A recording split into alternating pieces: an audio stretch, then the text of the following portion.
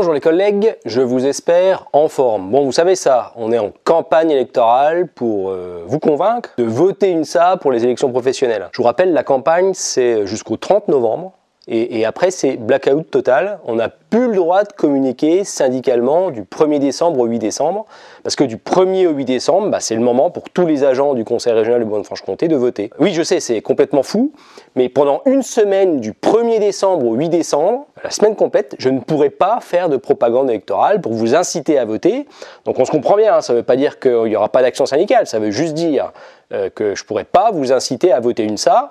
Et évidemment, si vous avez un problème, vous pourrez quand même contacter vos représentants du personnel UNSA, on fera le job. Bon bref, qu'est-ce qu'on fait pendant une campagne électorale? Eh bien, on présente un bilan de ce qu'on a fait. C'est le moment pour le faire là. Un bilan syndical et c'est l'objet de cette vidéo. Alors je vais peut-être oublier des points importants peut-être, vous me direz dans les commentaires. Mais je vais quand même essayer de vous donner l'essentiel, sans être trop long, vous donner l'essentiel de ce qu'on a fait, de ce qu'ont fait vos représentants du personnel sur les 4 dernières années. D'ailleurs, on a fait un super document de campagne avec les militants de l'UNSA. Vous pourrez retrouver tout ce que je vais vous dire, là, enfin une partie de ce que je vais vous dire, dans ce document qui est en cours de distribution dans les collectifs de travail, au siège et dans les lycées. Donc merci à toute l'équipe UNSA qui se mobilise pour distribuer ce document. Vous avez le bilan syndical, vous avez nos revendications, vous avez l'équipe UNSA, vous avez tout dans ce document. C'est en cours de distribution dans les lycées, dans les services au siège, par l'équipe syndicale UNSA. Donc merci à eux de cette distribution. Donc bilan syndical, qu'est-ce qu'on a fait sur ces 4 dernières années? Dès le lendemain des élections de 2018, au premier comité technique qui suivait ces élections, on était à l'initiative, vos représentants du personnel UNSA étaient à l'initiative, et la première initiative c'était de mettre la pression sur l'administration sur 2 dossiers prioritaires, les modalités de sortie du cadre d'emploi spécifique pour permettre aux agents des lycées de bénéficier d'un nouveau régime indemnitaire, enfin d'une nouvelle prime sur ce régime indemnitaire.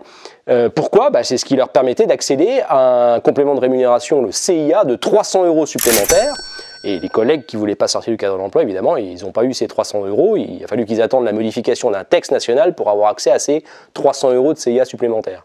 Ça, l'UNSA était à l'initiative dès le lendemain des élections de 2018 pour obtenir de l'administration qu'elle bouge sur ce sujet. On a obtenu aussi, on a mis la pression pour que les agents du service général, par exemple dans les lycées, puissent accéder au grade d'ATTP1 pour les agents les plus méritants. Dès le premier comité technique, après les élections de 2018, on était à l'initiative pour faire bouger l'administration sur ce sujet-là, pour que les agents, tous les agents des lycées, puissent accéder au grade d'ATTP1.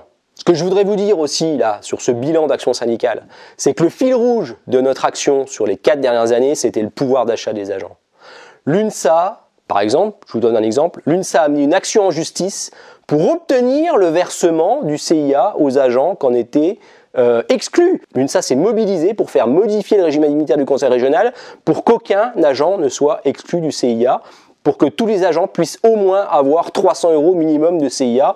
Maintenant, c'est 360 € de CIA, vous savez, c'est versé en juin de chaque année. Pareil, c'est à la demande de l'UNSA que le tribunal administratif de Besançon a fait condamner, la région a fait condamner la présidente du Conseil régional à verser du CIA qui était injustement écrété chez plusieurs collègues, plusieurs agents au Conseil régional. Pareil, pendant ces 4 dernières années, l'UNSA s'est mobilisée fortement pour faire modifier le régime indemnitaire à de nombreuses reprises, en augmentant les primes des agents d'encadrement dans les lycées au siège, ça c'était une délibération de décembre 2018, en modifiant le régime indemnitaire en décembre 2019 pour ajouter des nouvelles primes sur l'expérience professionnelle et l'expertise des agents, en maintenant une pression constante sur cette question du pouvoir d'achat.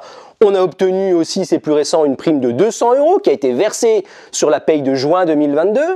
Sur le Covid, je vous le dis aussi, sur le Covid, l'épisode Covid, l'UNSA a été mobilisée à 100% pour défendre et protéger les agents du Conseil régional. Dès le début de l'épidémie, le 26 février 2020, c'est l'UNSA qui demandait à l'administration, à notre administration, de prendre des mesures pour anticiper les difficultés, commande de masques, gel pour les agents, notamment pour les agents qui étaient en première ligne, les agents d'accueil dans les lycées. Il a fallu batailler, car notre administration, elle n'était pas vraiment sensible à cette catastrophe qui arrivait. Mais nous, l'UNSA, dès le mois de février, on demandait à l'administration d'anticiper les problèmes. Au plus fort de la crise, les représentants du personnel UNSA, ils n'ont pas déserté les réunions de dialogue social, abandonner les agents à leur sort. Non, nous on a fait le job. Notre organisation syndicale, elle s'est organisée pour participer activement aux réunions de crise, en présentiel ou en visio. On était là, on a fait le job. Et on peut se le dire quand même, dans certaines situations au plus fort de la crise, notre organisation syndicale, l'UNSA, a même pris le relais de l'administration pour informer les agents, parce que notre administration, elle n'informait même plus les agents du conseil régional. Et, petite parenthèse là, on était les seuls à avoir des gels hydroalcooliques parfumés, vous vous souvenez de ça, qu'on a distribué aux collègues qui étaient mobilisés en présentiel, alors que notre employeur, il était incapable d'en fournir aux agents qui étaient mobilisés dans les lycées, par exemple, à l'accueil, qui tenaient leur poste dans les lycées parce qu'ils étaient bien obligés de tenir leur poste, tenir leur service public, parce que les lycées, contrairement à ce qu'on disait, ils n'étaient pas fermés en fait. Il y avait toujours de l'activité dans les lycées. Et je continue à vous dire ce qu'on a fait sur les 4 dernières années, et puis toujours sur la séquence Covid. Faut quand même que je vous dise aussi qu'on s'est mobilisé pour les agents qui étaient en poste pendant la crise Covid, qui tenaient leur service public. On s'est mobilisé pour obtenir une prime Covid pour les agents qui tenaient leur service public. L'UNSA était le seul syndicat à revendiquer une prime, une gratification, une reconnaissance pour les collègues mobilisés. Quand la seule réponse des autres, c'était de dire « Ah ben non, on va pas verser une prime à ceux qui sont mobilisés, à ceux qui tiennent le service public, parce que ça va faire des histoires avec ceux qui sont en ASA. » Non mais on croit rêver. Ouais, je sais, je suis pénible, mais je voudrais revenir vers vous sur le sujet de la prime Covid qui a toujours pas été versée aux agents du conseil régional qui étaient mobilisés en 2020-2021 pour lutter contre l'épidémie de Covid et puis assurer le maintien, la continuité du service public régional, aussi bien dans les lycées qu'au siège. Je vous fais pas l'histoire sur le passage en télétravail, dans des conditions qui étaient vraiment pas satisfaisantes. Bref, la présidente s'était engagée à verser cette prime Covid après l'épidémie, à la fin de l'épidémie. On a une preuve vidéo. La crise, elle n'est pas terminée. On ne sait pas ce qui nous attend, donc il conviendra d'examiner la situation en 2021. Donc c'est le moment de la verser, on va pas attendre qu'il y ait une épidémie de variole du singe pour reparler de la prime Covid. Je continue, l'UNSA est intervenue à de nombreuses reprises pour obtenir une amélioration de notre dispositif interne de protection sociale des agents. Comment on a fait ça ?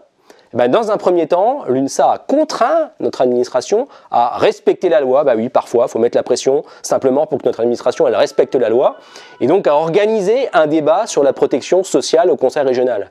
Et après avoir obtenu ce débat en comité technique, forcer l'administration à tenir un débat en comité technique et forcer l'administration à tenir un débat en séance plénière du conseil régional, l'UNSA a arraché à notre vice-président RH, Patrick Ayache, d'augmenter le seuil permettant aux agents d'obtenir une participation supplémentaire de la région à leur protection sociale. Ça, c'est ce qu'on a obtenu et ça sera mis en œuvre en 2023. On a obtenu l'accord du VPRH pour le faire. Je continue sur d'autres revendications qu'on a obtenues sur ces 4 dernières années. Mise en place d'une prime de compétences rares et revalorisation de cette prime. On l'a obtenu.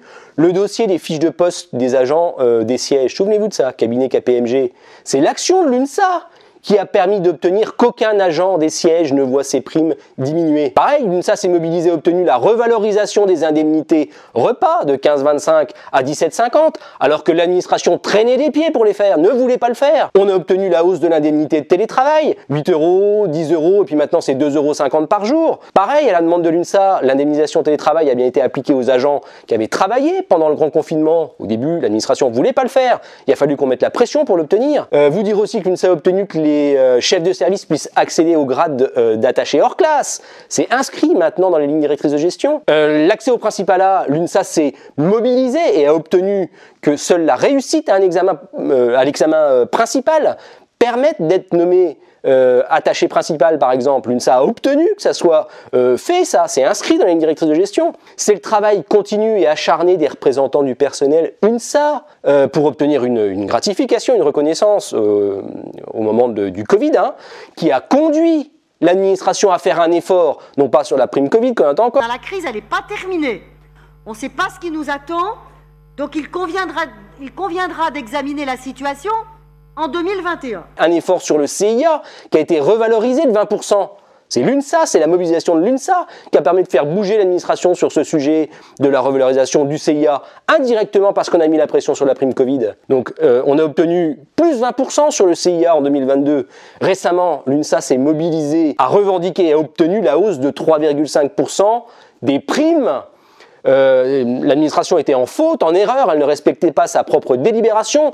On a contraint l'administration à faire un rattrapage et ce rattrapage, il sera versé sur la paye de décembre. J'en ai parlé dans une vidéo, je vous invite à la regarder si vous voulez plus d'informations. Alors voilà, je ne vais pas vous faire la liste, je vais oublier des dossiers importants, c'est sûr.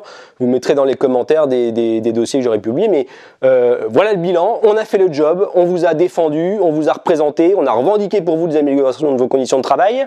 Notre bilan, vous l'avez. On a fait le job, donc si vous voulez qu'on continue à vous défendre, à vous représenter, à revendiquer pour vous les améliorations de nos conditions de travail, et bien maintenant il faut nous soutenir du 1er au 8 décembre. On a besoin que vous votiez pour les listes UNSA, on a besoin de vous, une fois tous les 4 ans, vous renouvelez vos représentants du personnel, on a besoin de vous, on a besoin que vous votiez massivement UNSA pour nous aider à continuer, faire le job en fait. Voilà, j'arrête là parce que sinon je vais être trop long. Pouce bleu, abonnez-vous si vous voulez pas rater les prochaines publications, et puis surtout votez, votez, votez, votez massivement UNSA du 1er au 8 décembre. À bientôt.